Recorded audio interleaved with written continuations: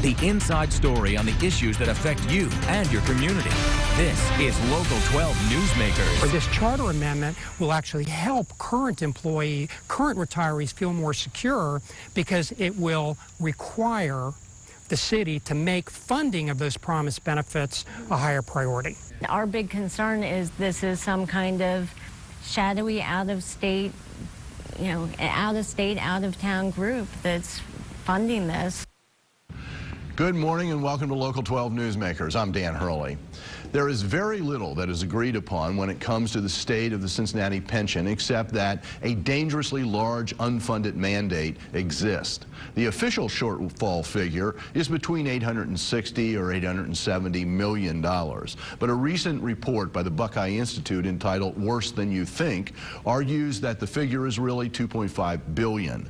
Cincinnati is not alone in this problem. The Pew Charitable Trust study in the spring entitled Cities Squeezed by Pension and Retiree Health Care Shortfalls found that New York City, Philadelphia, Portland, Detroit, and Chicago have worse deficits. But Cincinnati has nearly $7,000 in unfunded liabilities per household. Everyone agrees something has to be done, but the question is what? On November 5th, Cincinnati voters are being asked to vote on Issue 4. The proposal is controversial and has been rejected by all members of Cincinnati City Council, most candidates running for council, and both mayoral candidates. Issue 4 seeks to change the city's public pension plan for new hires from a defined benefit plan to a defined contribution plan. Future employees would have to be on the new system. Current employees would have to choose. If adopted, the charter amendment would set contribution levels for the city and make requiring the city to levy new taxes and fees or cut services and programs to cover pension obligations and shortfalls. Cost of living adjustments compatible with increases in consumer price index with a cap of 3% annually. The proposal would also end the so-called double dipping, where an employee who is already retired from a government job can also earn income through a city job. I am joined this morning by two people to discuss this. Gary Greenberg is an attorney with the firm of Denlinger, Rosenthal, and Greenberg, where he has focused on practicing management-side labor and employment law. He represents the Cincinnati Pension Reform Committee that placed Issue 4 on the ballot. Paul DeMarco is also an attorney with the firm of Markovitz, Stock, and DeMarco. Mr. DeMarco represents a group called Cincinnati for Pension Responsibility, which was formed to oppose Issue 4. Welcome to Newsmakers for both of you. Good morning. Gary, let's begin by addressing the question that was posed in that little soundbite at the beginning. Where did this proposal come from? I mean, was this locally crafted, or is this one of these national ideas, formulas that's being brought around the country? Well, I got involved at a point in time where there was already a draft in existence, and I was contacted by some local people that I know that had taken an interest in this issue, and I was asked to comment on the draft and to make edits. Where the local folks got the original draft, I'm not positive. I do know that it's similar to a ballot measure that passed in San Diego about a year ago. But these concepts have been floating around for several years, and so it's not surprising that the Cincinnati pension reform effort would look like the pension reform efforts in San Diego and elsewhere. The problems are similar, so the solutions are similar. Okay. Paul, any comment on that? Or, yeah, I'm not quite sure why Gary, we're sitting here on Newsmakers, why Gary doesn't make some news and reveal the identity of the people he knows had a hand in writing this and where they live. And second, why he doesn't reveal the identity of the people who put up the money to circulate the petitions to put this on the ballot and where they live. Do you know that? I don't know that, and I'm afraid we won't know that until after the election when it's too late. We'll find out they were all outsiders, people who don't live in the city of Cincinnati. We know last week there was a presentation about this, and the person who made the presentation was from Alabama. Now, Cincinnati needs advice from all quarters, but Alabama isn't logically first on the list. Do you want to say anything to that, Gary? Yeah, I just think it's bizarre to start talking about personalities and where people are from rather than speak to the merits of the issue.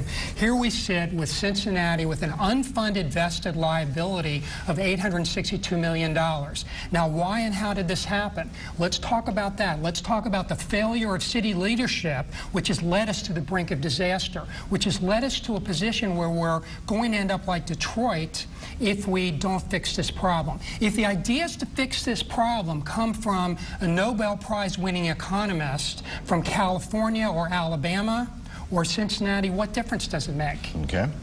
Paul, some of the people who have opposed this issue, some of the elected officials, some city officials who run the system as well, argue that there were reforms made, there were changes made in 2011.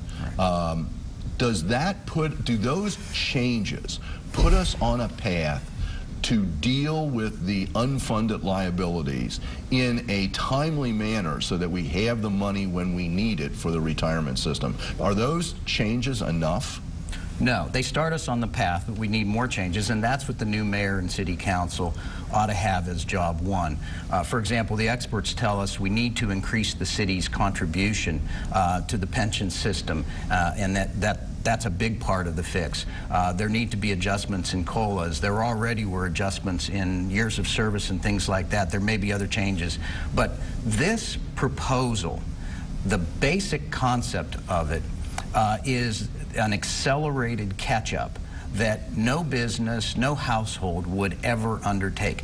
The basic concept is that if there is underfunding 10 years out, you have to raise the money forthwith, which is a fancy legal word for right now. In other words, a huge tax increase and a huge cut in services will have to be put in place immediately to cover pension obligations that are decades away. So, under this proposal, if it's adopted, how long does the city have to fill the gap, to catch up?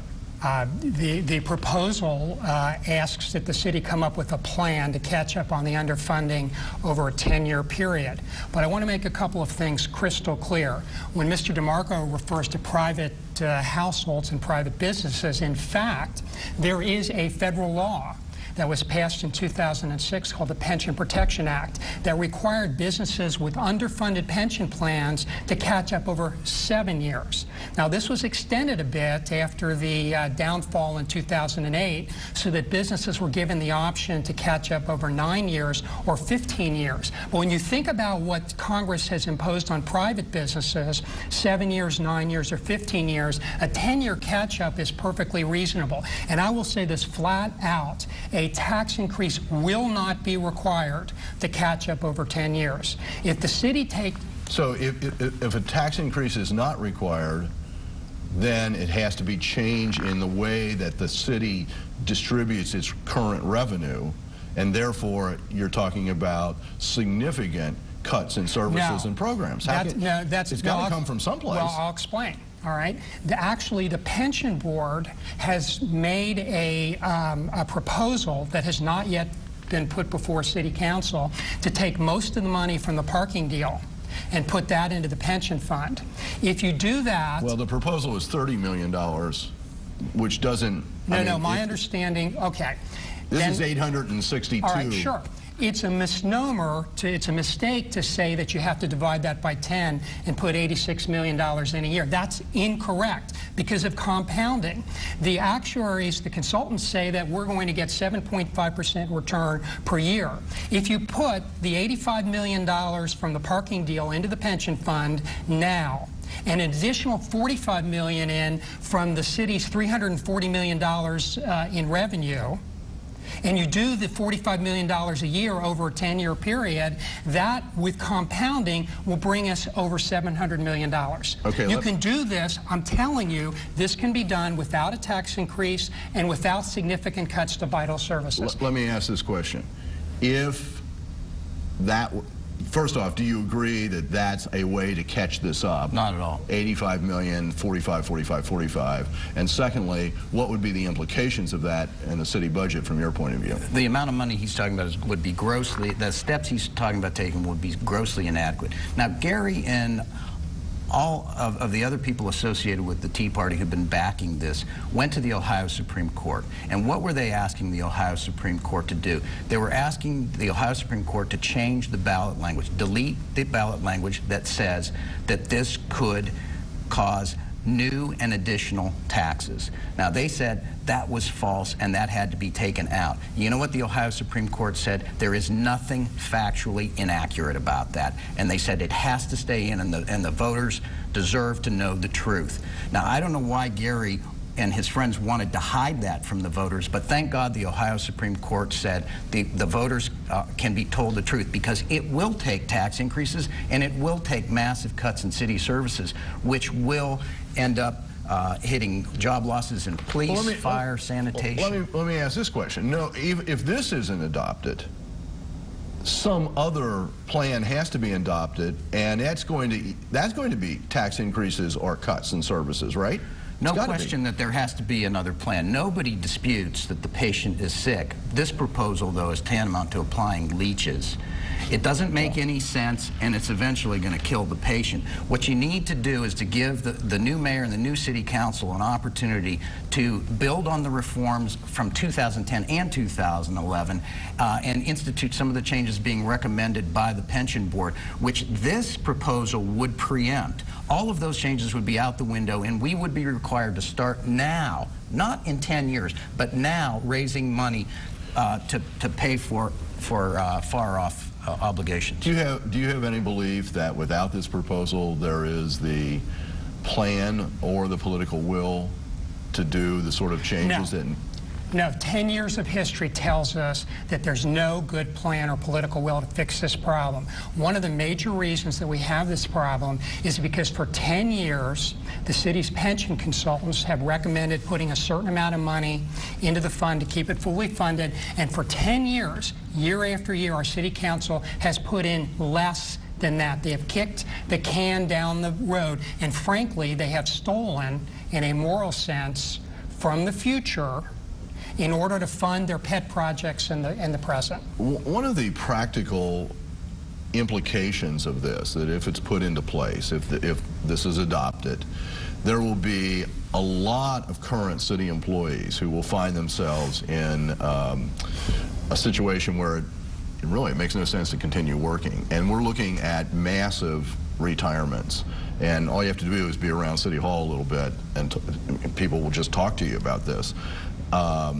What are the implications of this being adopted in terms of the operations of the city? Chaos. Chaos. I think it's the same people who brought us chaos over the past few weeks in Washington who are bringing chaos to the city of Cincinnati and to city government. They know that this would trigger a lot of retirements. They know that it would cause uncertainty in the minds of city employees and city retirees. But that's what they want. Let's keep in mind, city retirees don't pay into Social Security. This is all they have. So they're monkeying around with the pension benefits of people who are already retired, in addition to the people who work there. I would say that at City Council for 10 years it has monkeyed around with the pension benefits of the people who work for the city. In fact, the major union that represents city employees, ASME District Council, Ohio Council 8, filed a lawsuit against the city in 2011. And what are they asking in that lawsuit? They're asking a judge to tell the city, stop the underfunding, put the money into the plan that the pension consultants have recommended. City Council's lawyers have responded to that lawsuit by saying this. They've said, we can put whatever amount we want into the fund every year. We have total discretion. So if we decide to put zero in and kick the can down the road another year or another 10 years, they can do it. Unfortunately, that's why we have to have this charter amendment. The City Council will not do its job. I think you've just drawn the extremes here. But isn't the issue with this, one of the issues with this proposal, is that it dictates exactly what has to be done. And for example, if there's another recession, it leaves no flexibility for council, for a government to say, well, we've got to make some adjustments in 2008 and 2007 when things sort of bottomed out. Thank you for mentioning the possibility of another recession, which will happen over the next 10, 20, or 30 years. And that's exactly why we have to put new hires onto a 401k savings plan. Essentially what's happened over the last 10 years is that City Council has abused its credit card. It has built up this unfunded liability from a point where 10, 12 years ago was zero. We had a fully funded pension plan. Today it's $862 million.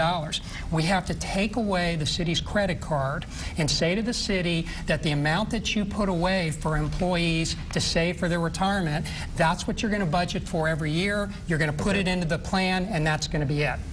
Paul, what do you think? The diagnosis that the patient is sick is correct.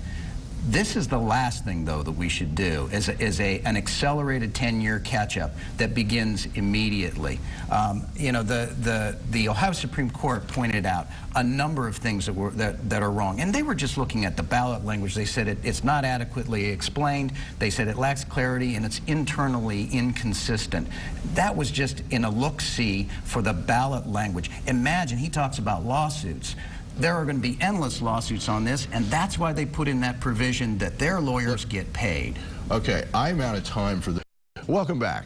We're talking about issue 4 this morning, and I am joined by Gary Greenberg, who is a proponent of issue 4, a charter amendment to change the city pension operations, and Paul DeMarco, who is involved with a group who's opposing this change.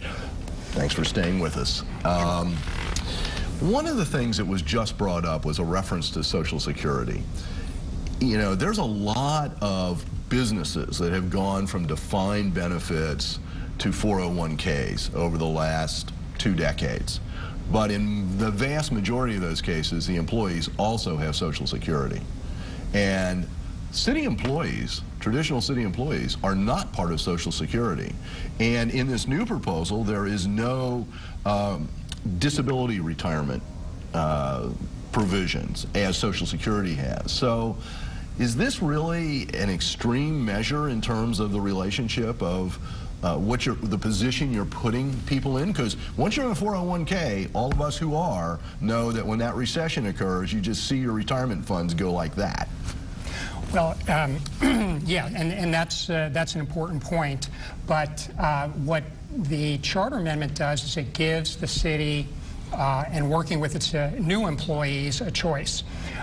The new employees can be put on a 401k type savings plan with significant contributions that they'll save toward retirement, and regardless of the ups and downs of the economy, if it's a large enough contribution, there will be plenty there for them to fund their retirement at the end. I mean, after all, if you think about it, that's exactly what we're doing with the defined benefit plan. What's the match level from the city side? Well, the maximum match level from the city side would be 9%. So if you think about it, if employees put in 9%... Which is really high. Which is high. For an employer. Well, exactly.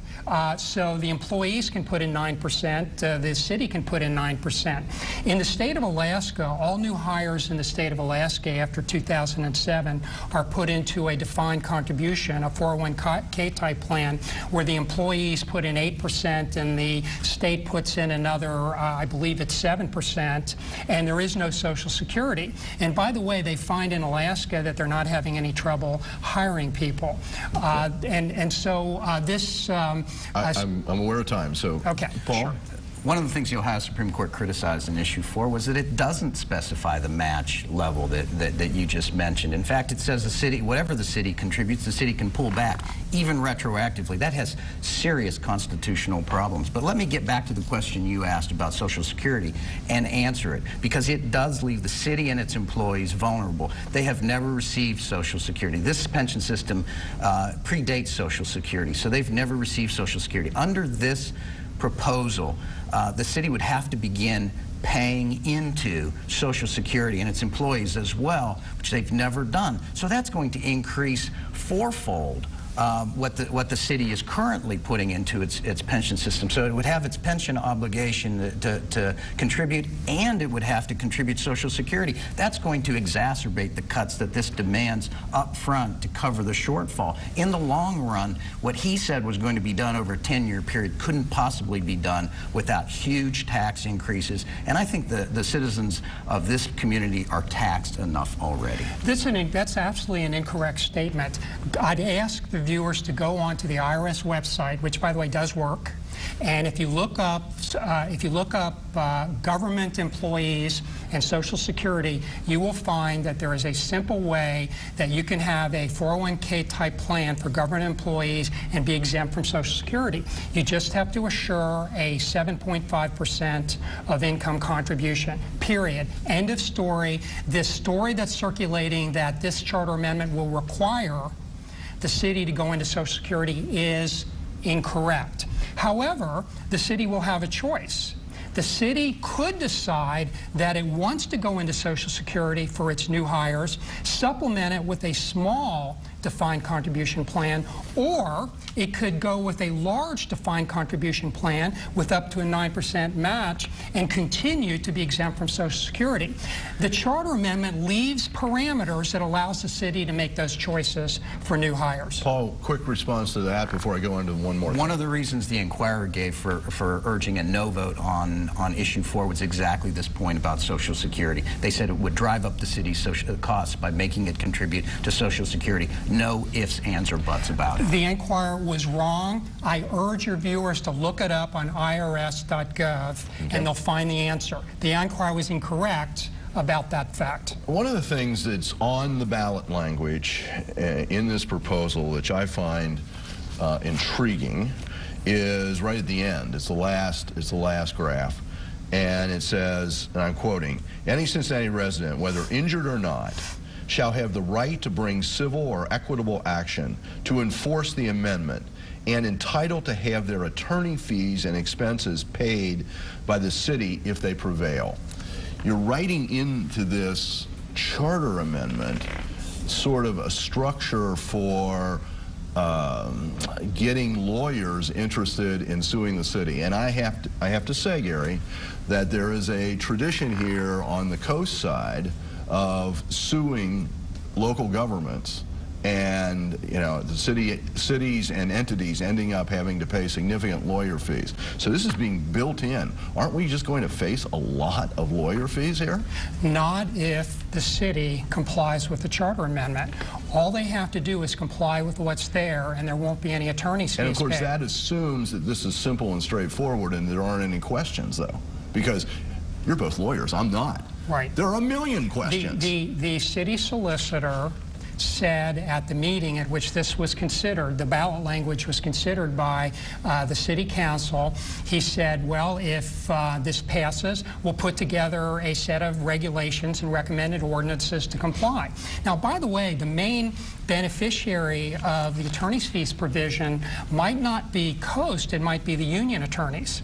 And again, I refer back to that lawsuit by ASME District Council 8, which demands that the city fund this pension plan. Okay. Right now, they would not get their attorney's fees, and this charter amendment would pay them the fees that they would earn to force the city to pay what it has promised. Paul? This is a Full Employment Act for Tea Party lawyers.